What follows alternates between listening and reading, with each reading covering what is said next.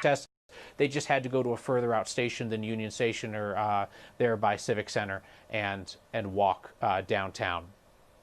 Got new insight and perspective on a scene that was watched across America. This is where that protester got hit by a driver. These are pictures that were shared with us of what happened immediately prior to that. One question that we've had is the man who was up on the hood of the car. Did he jump up there because she was going to hit him and he had no other choice but to go under the car or to go up on the hood? Or did he jump up there to bang on it and scare or whatever else? The video that everybody has seen, the video that's been circulating, starts with him on the top of the car. So we don't know how he got up there. And then we see her wheel around and she hits him. And folks have speculated, did she panic? Was she intentionally doing that? Who knows?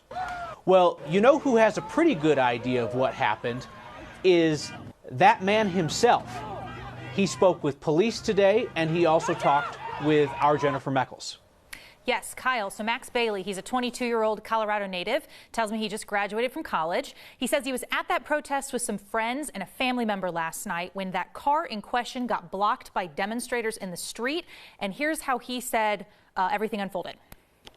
Originally, she was stopped. Originally, all the cars were stopped. And I think she got impatient. She thought that she could force her way through the people who were standing there chanting. Some people on the sides jumped to the sides. I didn't think that I had the time, and she kept accelerating to get out to the side. And I didn't want to go under her car, so I just put my hands on the hood and launched myself up onto the hood, trying to roll over. And again, widely shared video on Twitter shows us what happened next. Bailey says he jumped off the car, started walking away, but the driver appears to turn back into him, knocking him to the ground, then takes off. So the last time we got an update from police, they told us they were still working to get information about both the driver and the victim in this case. And then we talked to Bailey today. He says he did make contact with police officers, talk to them about what happened in this incident. He's also responding to a lot of critics on social media today, also questioning how he ended up on top of the car.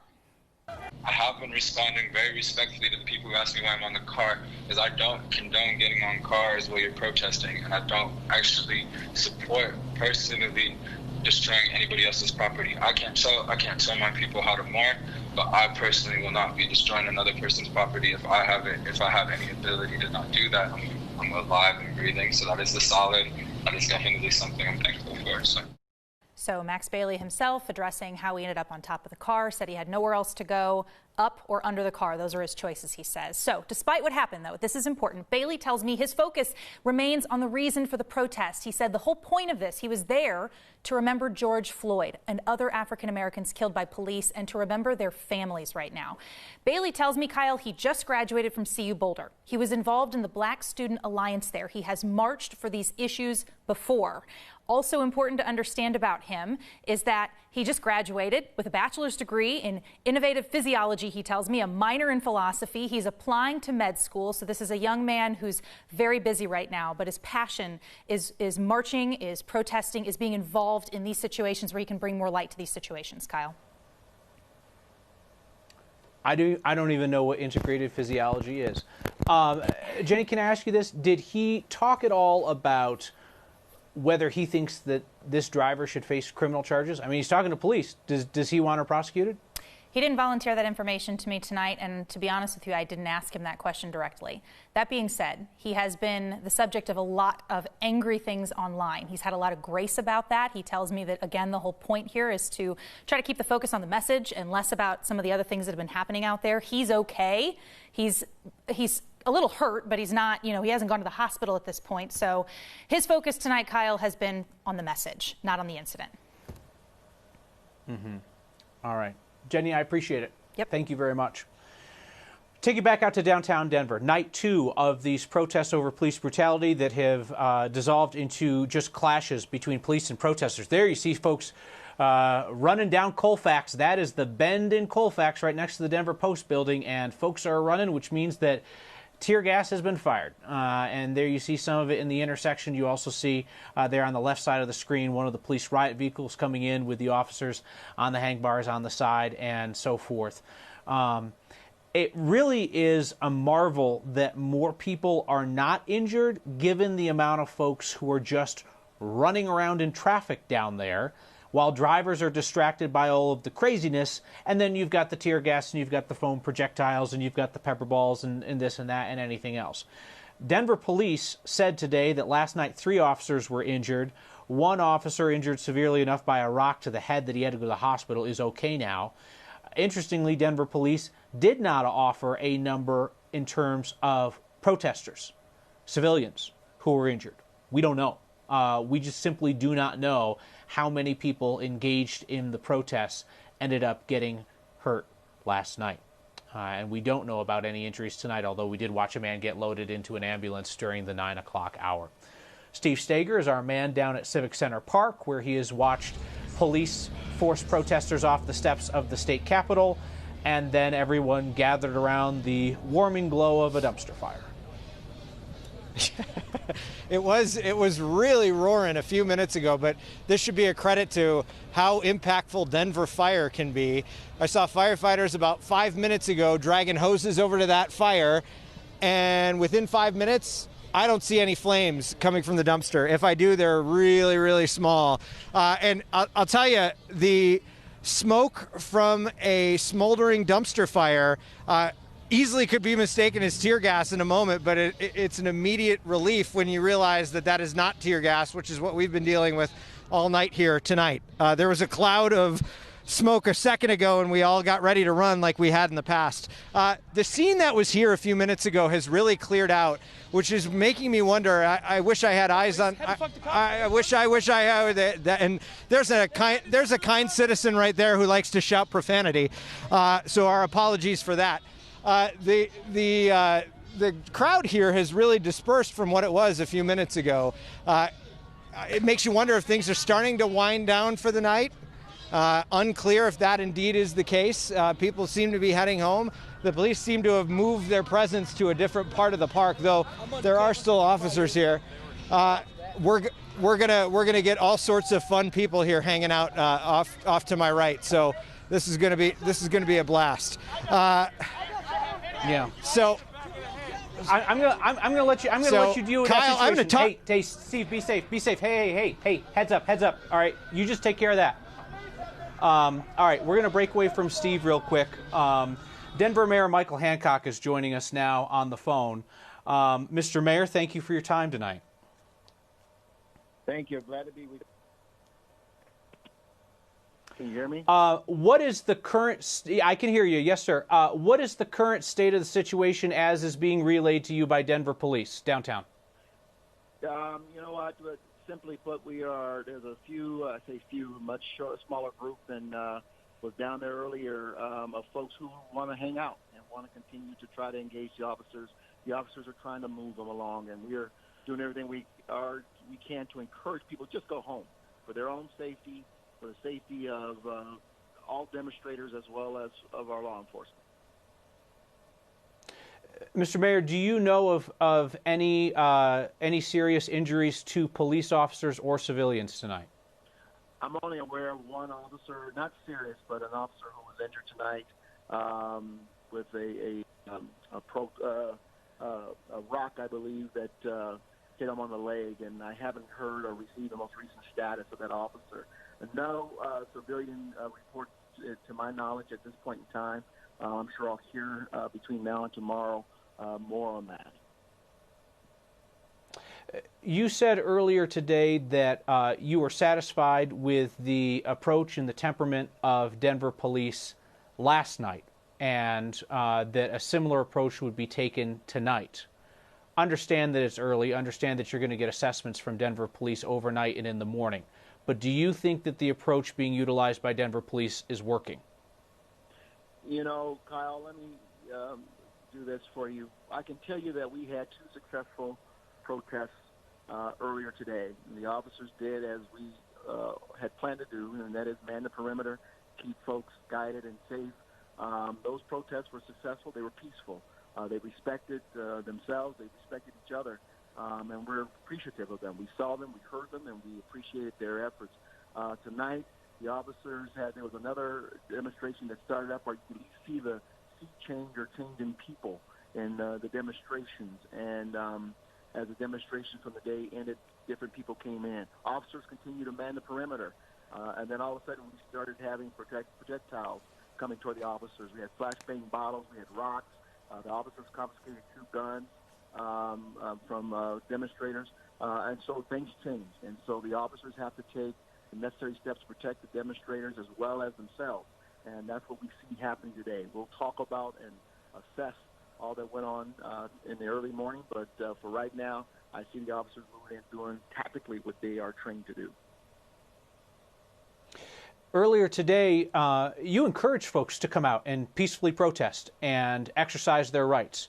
The plan is for people to do that tomorrow in Denver, starting at noon outside the Capitol. Based on what we have seen tonight, do you think that it is still a good idea for people to come out and peacefully protest outside the Capitol tomorrow? Who would argue with peacefully protesting and demonstrating and having their voices heard? That's what this is all about. Tonight, you and I are talking about the protest as opposed to the values and the motives behind why people came together, and that is the senseless death of George Floyd in Minneapolis. That's what I try to explain to people. Let's not distract from the message. Some people either don't give a damn or they give a damn and they want to be known and seen for inciting this type of violence in our community. This is unacceptable here. We do not mind exercising First Amendment right. We'll reevaluate tonight and tomorrow this situation and how we handle going forward, but I want to make it very clear. We need people to go home tonight, and what has happened here is absolutely unacceptable. Mr. Mayor, last question for you. I think, I mean, you've spent practically your entire life in this city. You know it well. You know the people well. When people see protest scenes that truly get out of control, like we are currently seeing in Minneapolis, like we saw in Ferguson years ago, I think folks wonder, could that happen here? What do you think? Oh, absolutely. I can tell you I'm getting messages from people all over the city of Denver who are very disappointed by what we're seeing here. This is not who we are. You know, we get demonstrating. I mean, we had family and children out today in the peaceful, successful marches. People demonstrate. That's who we are, but we don't incite this type of violence. But I will share this with you, Kyle. I talked to mayors from L.A. to Dallas, Houston, Louisville, Atlanta tonight, and the same pattern is recurring. Peaceful marches until nightfall, and then all of a sudden there's a different crowd, and it turns, and they're having to move in. And so this is unfortunate. It's across the nation. This is a national challenge that we're facing. But here in Denver, we got to join with everyone else in their cities and simply say this is not to be tolerated in our city, and we got to do better than this. I lied about that being the last question because you brought up the issue of this turning after nightfall. Any discussion about a curfew?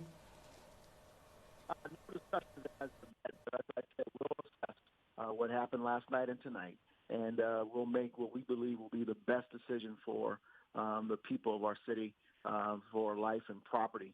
Right now, we have a few folks who have decided not to honor that, and so we're going to have to make a decision to deal effectively with them and with that attitude.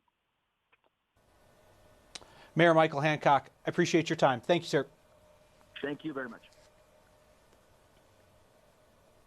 So there you heard from the mayor of Denver tonight asking people to go home. That was his message, to go home. And he talked about what we have seen play out in the streets of Denver, where you had a sustained protest, 6 hours worth, in the streets, in which did folks block traffic? Oh, yeah. I mean, did they fill up the lawn of the state capitol? Yes, absolutely. Did they make a lot of noise? Yes. Were there people shouting stuff at police? Oh, yeah, all day long. But it wasn't the aggressive, violent, rock throwing, so on and so forth, directed at officers. That was a change that happened with nightfall. And the leaders of the afternoon protest begged those people to go home and not to do this tonight. But yet here we are. Ryan Hare has been on the ground with us, ground for us. He's been in the tear gas, and he has been in the chaos. What's happening? I tell you what, Kyle, I was ready to come to you and say, wow, things have really calmed down. The second we were getting ready to do that, we saw another SWAT vehicle swarm north here on Lincoln toward the Capitol. This is 14th and Lincoln. This is the southwest corner of the Capitol building. And they've largely cleared this area out, but I continually see resources moving in here, more officers moving in here. And actually, Foster, if you move up here, you see, remember this top floor of this this building here? I believe this is the History Colorado parking garage. There were officers firing pepper balls from the very top of that building down on protesters on the street here. So they're just doing everything they can to get every last person out of here right now. I'm looking to see what officers are doing. It doesn't look like there's much action. They're just kind of staging to block the street. This area, Lincoln, was a mess for a long time tonight. And it wasn't until the last 20 minutes, 30 minutes or so that they got control of this street and things have significantly calmed down. Hopefully that continues in the next 15, 20 minutes. There's a water bottle thrown right at a SWAT truck. And now that SWAT truck is moving. And this is the kind of thing that provokes the officers and pushes them to start firing that tear gas. I hope that's not the case here. You're seeing these vehicles move in to that area where that bottle was thrown from. And it looks like they're going to continue west on 14th toward Broadway. I'm not sure what's happening on Broadway right now, but there's definitely been significant activity over there tonight too. Oh, Ryan, did you see that? That's not a Denver vehicle. That was a Jeffco sheriff's vehicle. That big SWAT truck that rolled through after getting a water bottle thrown at it.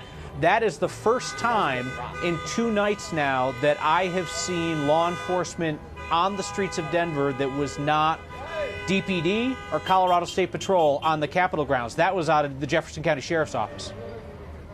Yeah, I did not notice that, Kyle. I'm going to keep a lookout for more of those vehicles because they need those resources right now. You have to imagine that however big this police force is, and by the way, the Denver Police Department doesn't give numbers. It won't tell us how many officers are out there for tactical reasons. But either way, you have to imagine they're pretty tired right now, and they are going to need more resources, especially if this continues into tomorrow, and it's as big as we hear that it's supposed to be. And if the protest even continues. And I heard you ask the mayor about that, whether or not he thinks, and that was another flashbang on the other side of Civic Center Park. While we were talking, Kyle, I just saw someone off camera grab a bunch of rocks and run away. Who is that helping? It does absolutely nothing. They're provoking these officers, and the officers are fighting back. Yeah. And so it goes, and so it goes. Ryan, thank you. We got to avoid a Minneapolis situation. Want to take you there right now to show you what's happening in Minneapolis. Last night it was the 3rd precinct, a police precinct, that burned. And now this picture from our sister station, KARE 11 in Minneapolis, of another building that's burning. The building is so fully involved at this point, I can't tell you what that is, but I do know that within the last 30 minutes, our colleagues there in Minneapolis have reported that the post office at, let me see, 35W and 31st in South Minneapolis was set on fire. So a federal building was set on fire. I only mentioned the federal building just because we saw last night where President Trump suggested that perhaps the military would be needed to quell the situation in Minneapolis and that looters would be shot. You can imagine that the burning of a federal building by rioters in Minneapolis could provoke a federal response. Would just point that out. But obviously, this is what folks fear if things just continue to escalate and escalate and escalate. And I guess we can say that we're fortunate that that's not where Denver is right now. Where Denver is right now is a protest that is 6 minutes away from entering its 11th hour in the city streets. I want to say, it's not that Denver doesn't protest. Denver protests, but in terms of mass-scale protests and sustained protests, it's not something that this city sees to the extent of other cities, like your New York City, like your Seattle, like your Portland, Oregon, like so many cities in Europe. I mean, they know how to riot.